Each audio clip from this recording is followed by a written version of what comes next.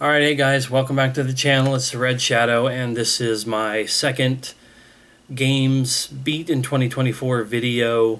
And I will have a little bit more to say about this game than I did about Tearaway, because I remember a little bit more about this one when I played earlier this year the Tartarus Key. So the Tartarus Key, first of all, I just want to point out this is a physical release of the game from Super Rare Games, a game company that I always had my eye on from a distance because they were initially just a Switch physical release limited print company, but they started to do some PlayStation games last year or maybe even into 2022, and they had a couple of games that I wasn't interested in, and then eventually they started to get some stuff that caught my attention. For example, the Tartarus Key. Now, I will admit at first that when I first initially saw stuff about the Tartarus Key, I thought that this was simply a PS1 era style survival horror game, like PS1 graphics, gameplay style, and all that. I thought that's what this was going to be, just, sort of a Resident Evil, Silent Hill style clone. It wasn't quite that, and for that I kind of have to give it a slight knock in terms of expectations, but the game itself was really good.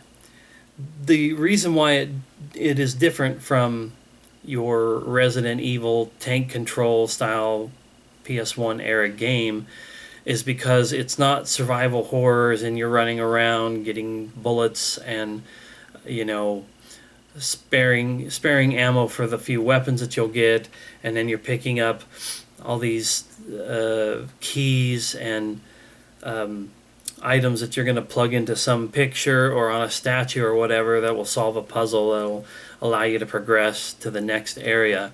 But rather, it's more of a game that throws you into these sort of escape room style puzzles where you have to figure something out, sometimes with a limited amount of time, or sometimes where if you don't do it right, then it may have a negative consequence towards events later in the game or something like that, or even could lead to an instant death.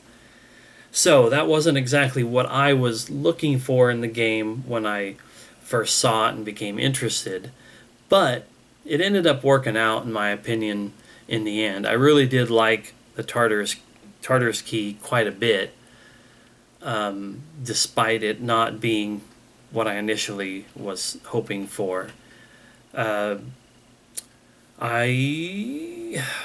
should have looked on this. I think I got the platinum for the Tartarus Key, but I don't know for sure. I think I did. I'm going to lean towards saying that I did. It was the kind of platinum where I think you could get everything one playthrough through. I may have done some strategic saves to go back and make sure I took care of stuff as they needed to be taken care of.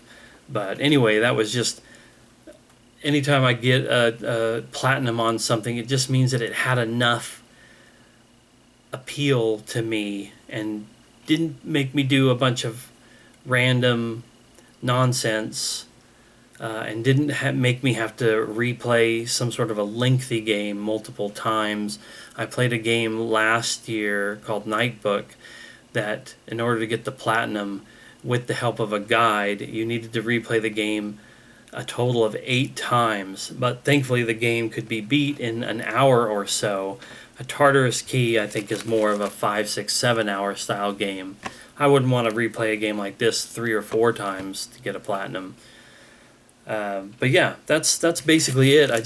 I would recommend this for sure if you like the idea of a PS1 style survival horror game with that kind of graphics and whatnot, but instead of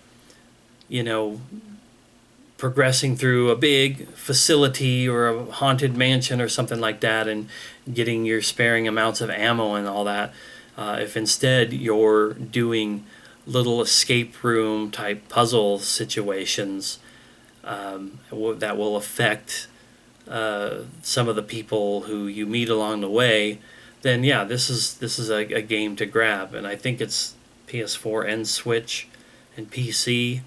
So yeah, definitely something to look at, to check out. Might have been a better game for October than I played it in January/February, but that's just because we just got out of spooky season, so I'm thinking about that. But yeah, check out the Tartarus Key, and I will see you in the next video, which will be another pickup from Super Rare Games that I played. So stay tuned for that.